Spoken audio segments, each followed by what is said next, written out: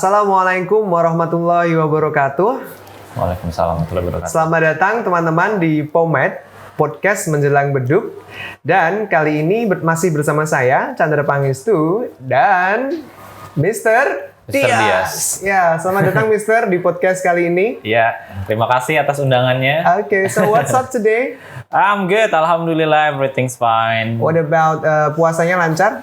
Masih lancar ya? Puasanya lancar. Oke, alhamdulillah. Tahajudnya, tarawihnya aman ya? Tarawihnya aman. Oke, alhamdulillah. Nah, teman-teman, seperti biasa, kita akan ngobrolin tentang topik-topik menarik seputar Ramadan, mulai dari ilmu Al-Quran, tips jago bahasa Inggris, dan internet marketing.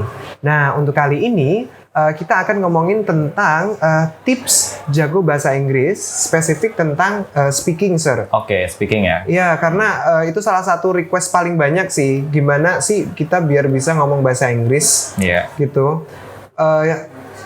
Kita kalau melihat ke belakang, kita kan kita kan mulai dari SD, SMP, SMA, kita belajar bahasa Inggris gitu kan. Tapi fokusnya ke writing tuh, jadi untuk ngomonginnya agak susah, gitu. Mungkin ketika kita baca itu kita sekilas kita paham gitu ya. Tapi kalau untuk ngomong tuh, ngomong sama dengerin orang ngomong, oh my god, itu kadang-kadang suka mundur duluan ya. Iya benar. Itu karena basicnya dari SD, SMP dan SMA kita tuh belajar bahasa Inggris itu emang karena kita mau ujian nasional biasanya. Oke. Terfokusnya emang kepada akademiknya atau writingnya memang. Oke. Nah jadi makanya so that's why pelajaran bahasa Inggris di sekolah itu minim praktek. Alright, so prakteknya kurang di situ. Iya benar. Jadi kalau kita di sekolah kan kita ya fokusnya emang belajar bahasa Inggris tuh biar bisa ngisi soal yang ada di kertas nantinya, bukan untuk ngejawab pertanyaan secara lisan gitu. Oke. Makanya kan di sekolah nggak pernah tuh ada ujian speaking. Ya, adanya kan ujian written form writing gitu. Writing jatuhnya. Writing atau reading biasanya kan. Berarti ini problemnya sih sebenarnya. Benar. Ya. So, terus gimana tuh? Kadang kita mau ngomong bahasa Inggris, mengawalinya gimana sih kayak gitu, Sur?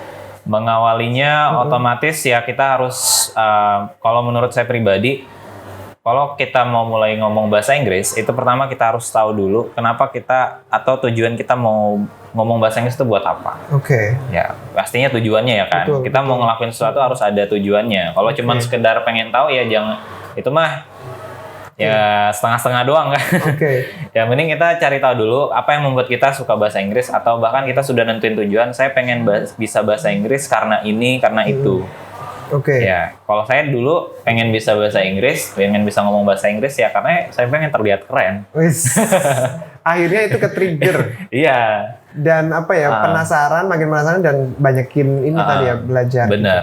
Karena emang dari kecil kakak saya kan, saya 9 bersaudara nih. Oh Ya. Mantap ya. 9 bersaudara. Dan saya anak terakhir. Seru banget. Saya anak terakhir di keluarga saya. Kakak saya tuh suka dengerin lagu-lagu barat. Apalagi dulu saya paling ingat dengerin lagunya Westlife. Favorit juga. Ya lagu Westlife itu selalu terngiang-ngiang gitu sampai sekarang. Sehingga makanya lagu Westlife itu meskipun saya nggak tahu artinya pada waktu itu. Betul. Ya tapi kok kayak asik gitu didengar. Ya sama kayak remaja sekarang suka demen lagu Korea meskipun ya sebagian nggak ada yang tahu juga. Tapi itu juga menjadi salah satu yang men-trigger saya dulu. Wah saya pengen belajar bahasa Inggris nih. So, seneng lagu dulu. Iya, seneng lagu. Kemudian kita bisa set the goal. Yes. Jadi biar bisa fokus ke situ. Benar. Oke. Nah, kadang-kadang nih problem yang lain, Sir. Kita mau ngomong, cuman vocabnya nggak tahu mau ngomong apa tuh. Nah, berarti terbata-bata kan jatuhnya. Nah, itu gimana tuh biar vocab kita makin banyak gitu? Pertama kalau kita mau belajar kosakata atau memperbanyak kosakata, kita beri patokan aja sih sebenarnya. Biasanya kan kalau kita dituntut untuk menghafal ratusan kata itu kan ya menurut saya sih kayak sedikit impossible lah. Misalkan sehari ya mungkin ada yang sanggup ya mungkin sehari 100 kata. Oh my god. Nah 100 kata meskipun sudah dihafal tapi kan tidak terlafal. Nah makanya menghafal dan melafal itu menurut saya berbeda. Melafal itu ketika diulang-ulang, digunakan, dipraktekkan gitu kan. Sedangkan dihafal ya cuman dimasukin aja gitu.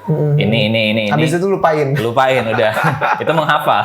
Tapi kalau menghafal dan melafal itu ya sama kayak menghafal Al-Qur'an lah. Kita Kan ada sering kan dipraktekkan kan, ada dilafalkannya juga. Dan kita gunakan Dan kita vocab itu. gunakan. Nah, seperti itu. Oke. Jadi jatuhnya ya tetap praktek, Iya, lagi-lagi praktek gitu ya. Jadi setelah dihafalkan, of course, ya makanya menghafal kosakatanya itu yang bertema gitu. Jadi jangan ngafal random. Biasanya orang ngafal itu random. Bener. Kadang misalkan ngafalin semua vocab yang berawalan huruf A. Nah, itu salah. Oke. Ya, jadi harus ada temanya. Misalkan hari ini mau menghafalin kosakata seputar, misalkan seputar rumah lah mungkin. Rumah, oke. Mulai dari kegiatannya, peralatannya, Ya. atau bahkan ya orang-orang di rumah siapa aja gitu. Betul. Makanya jadi harus ada temanya dulu. Dan itu akan memudahkan kita untuk ngapalinnya dan prakteknya juga enak. Jadi pas praktek langsung dibuat dalam bentuk ya conversation. Entah itu kita membuat tulisan dulu aja, ditulis dulu aja kalimatnya, terus langsung dipraktekin secara lisan gitu. Bener. Jadi ingat teman-teman, topiknya per topik bukan per alfabet. Yes, benar. Karena benar-benar membantu, bisa langsung kita aplikasikan. Nah, problem lain nih kalau dalam speaking, takut dibilang sok Inggris.